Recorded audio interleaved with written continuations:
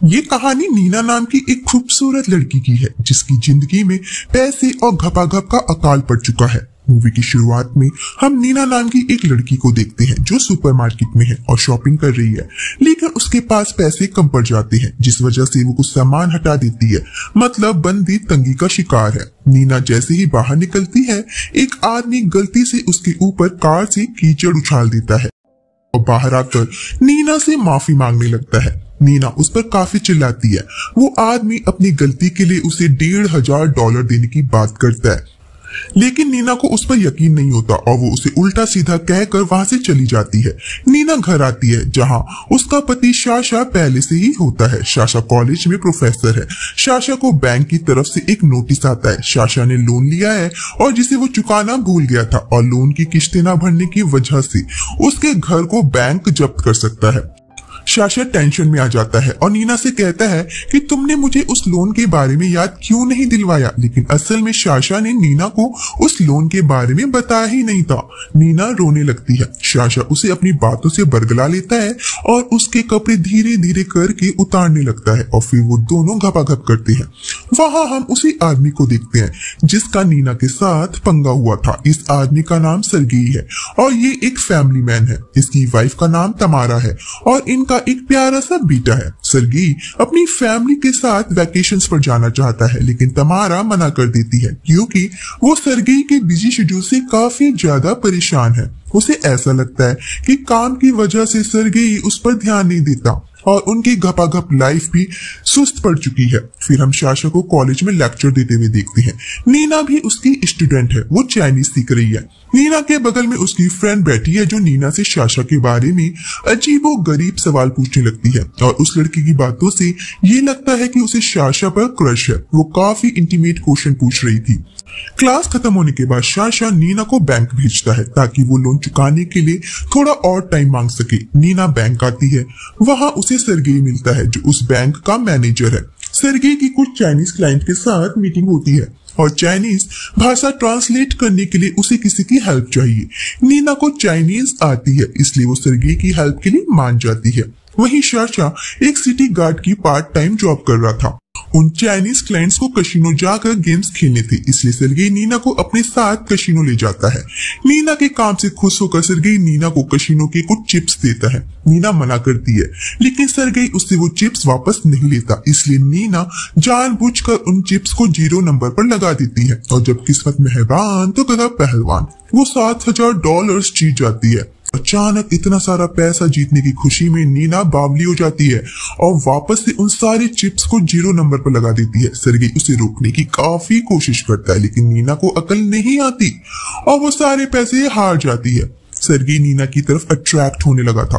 वो साथ में बॉलिंग खेलते हैं और रात में वो दोनों एक आलीशान रेस्टोरेंट में डिनर के लिए जाते हैं। नीना पहली बार किसी आलीशान होटल में आई थी।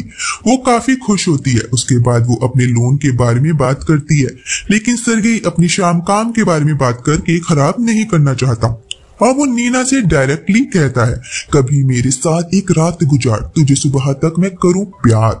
नीना को ये सुनकर अच्छा नहीं लगता और वो गुस्से में वहां से चली जाती है। घर आकर नीना शाशा को पूरी बात बताती है और जब शाशा को पता चलता है कि नीना ने $7,000 गवा दिए, ये सुनकर शाशा अपसेट होकर काफी गुस्सा करता है। नीना को बहुत दुख होता है कि शाशा को उसकी इज्जत से ज्यादा उन $7,000 की पड़ी है। उसे इससे कोई मतलब नहीं है कि वो बैंक मैनेजर उसके साथ एक रात बिताने की बात कर रहा है। अगले दिन नीना ये सारी बातें अपनी दोस्त को बताती है। उसकी दोस्त समझ जाती है कि नीना सरगेई की तरफ अट्रैक्ट हो रही है, लेकिन वो शाशा को धोखा नहीं देना चाहती। उधर सरगेई का भी वही हाल है जो नीना का है। उससे नीना अच्छी लगने लगी है और वो उसकी फोटोज देख रहा है। शाशा अपना लोन चुकाने के लिए जी जान से लगा हुआ है। बैंक वाले फिर से शाशा को लोन जल्दी से चुकाने का नोटिस भेजते हैं, वरना वो उन पर कार्रवाई कर सकते हैं। अब नीना ही है जो उन्हें इस मुसीबत से बचा सकती है। नीना के पास सरगेई का नंबर है। वो सरगेई को कॉल करती है। सरगेई और नीना मिलते हैं और सरगेई उसे 3 महीने का टाइम दे देता है और उसके बदले में नीना उसके साथ रात बिताने के लिए तैयार हो जाती है। लेकिन सरगेई उसके साथ कोई भी जबरदस्ती नहीं करता। वो सब कुछ नीना पर छोड़ देता है। नीना उसके साथ सो जाती है और फिर घर आती है। शाशा उसे बताता है कि बैंक वालों ने उन्हें 3 महीने का टाइम दे दिया है। नीना समझ नहीं पा रही उसने सर्गेई के साथ सोकर सही किया या गलत, लेकिन उसे मजा तो काफी आया। वहीं तमारा और सर्गेई में आर्ग्यू हो रहे हैं क्योंकि तमारा को सर्गेई के कपड़ों से लेडी परफ्यूम की खुशबू आ रही होती है। अगले दिन सर्गेई फिर से नीना से मिलने को कहता है। नीना मना करती है लेकिन फिर मिलने चली जाती है और वो दोनों फिर से इंटीमेट होते हैं और हर हफ्ते मिलने का प्लान बनाते हैं। अगले हफ्ते नीना फिर से उसी होटल में सर्गेई से मिलने आती है लेकिन सर्गेई वहां नहीं आता। ऐसे ही कई हफ्ते निकल जाते हैं और सर्गेई उस होटल में नहीं आता। असल में सर्गेई का बेटा काफी बीमार होता है। नीना का बर्थडे होता है, वो काफी सैड है। उसे जब भी कोई फोन आता है उसे ऐसा लगता है कि सर्गेई का फोन है। नीना अब सर्गेई के बिना नहीं रह पा रही थी, वो उसको फॉलो करने लगती है। शाशा को लगता है कि नीना बीमार है, वो उसकी केयर करने लगता है और उसके साथ रोमांस करना चाहता है, लेकिन नीना उसे बता देती है कि उसका किसी दूसरे आदमी के साथ अफेयर है। शाशा नीना पर काफी चिल्लाता है और उसे घर से निकाल देता है।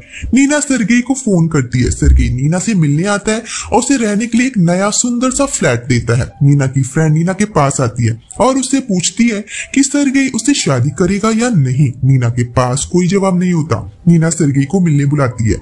तमारा को उनके अफेयर के बारे में पता चल जाता है लेकिन वो अपने बेटी की वजह से चुप है। सर्गेई नीना के पास आता है और नीना उससे पूछती है कि मैं तुम्हारी लाइफ में क्या अहमियत रखती हूँ। सर्गेई कहता है नीना उसके लिए खास है। नीना उसका जवाब पाकर खुश हो जाती है क्योंकि वो सर्गेई से बहुत ज्यादा प्यार करने लगी थी, जैसा उसने कभी शाशा से नहीं किया था। वहाँ शाशा अब नीना की दोस्त के साथ रहने लगा है। नीना अभी भी शाशा का लेक्चर अटेंड करती है। पूरा कॉलेज उन दोनों के बारे में जानता है, इसलिए शाशा चाहता है कि नीना उसकी जिंदगी से दूर चली जाए। नीना सर्गेई को कॉल करती है लेकिन वो फोन रिसीव नहीं करता। तभी डोरबेल बजती है। नीना को लगता है सर्गेई है लेकिन दरवाजे पर शाशा होता है। शाशा नीना से कहता है कि सर्गेई उसे पैसे तो दे सकता है लेकिन प्यार नहीं। नीना कहती है कोई बात नहीं, मैं तो उससे सच्चा प्यार करती हूँ। ये सुनकर शाशा बावला हो जाता है और नीना का रेप कर देता है। नीना सर्गेई को फोन करके बुलाती है और सब कुछ बता देती है। वो कहती है कि मैं प्रेग्नेंट हूँ लेकिन ये बच्चा किसका है उसे नहीं पता, लेकिन वो ये बच्चा पैदा करेगी चाहे सर्गेई इस बच्चे को अपना नाम दे या नहीं। सर्गेई कहता है वो इस बच्चे को कोई कमी नहीं होने देगा। नीना बस यही सुनना चाहती थी। सर्गेई वापस आता है। तमारा उठ चुकी थी और ड्रिंक कर रही थी। सर्गेई उसे बता देता है कि उसकी गर्लफ्रेंड प्रेग्नेंट है। तमारा कुछ रिएक्ट नहीं करती और मन ही मन सोचती है कांड किया है तो प्रेग्नेंट तो होगी ही। सर्गेई कुछ गुंडे भेजता है शाशा की धुनाई के लिए नीना के रेप करने की वजह से। नीना की फ्रेंड अब शाशा के साथ रहकर उसकी केयर करने लगी थी। शाशा सर्गेई को चाकू लेकर मारने आता है क्योंकि उसे लगता है ये सब सर्गेई की वजह से हुआ है, लेकिन नीना उसे रोक देती है और प्यार से समझाती है। यानी कुछ महीने आगे जाती है। नीना का अब एक बेटा है। सर्गेई अब नीना और तमारा दोनों को टाइम देता है और वो नीना के साथ वेकेशन पर जाना चाहता है। नीना सर्गेई के साथ एक पार्टी में है जहाँ शाशा भी होता है। वो नीना से कहता है कि वो आज भी उसका वापस लौटने का इंतजार कर रहा है। शाशा को नीना होटल के कमरे में ले जाती है जहाँ वो दोनों गपागप करते हैं और नीना शाशा से कहती है कि वो उसके पास कभी लौटकर नहीं आने वाली और वो रूम से बाहर चली जाती है। वो काफी इमोशनल हो जाती है ये सोचकर कि शाशा अभी भी उसके वापस लौटने का इंतजार कर रहा है और मूवी यहीं पर खत्म हो जाती है। सो गाइस, अगर आपको आज की मूवी का एक्सप्लेनेशन पसंद आया हो तो कमेंट बॉक्स में लिख के जरूर बताइएगा। मिलते हैं नेक्स्ट वीडियो।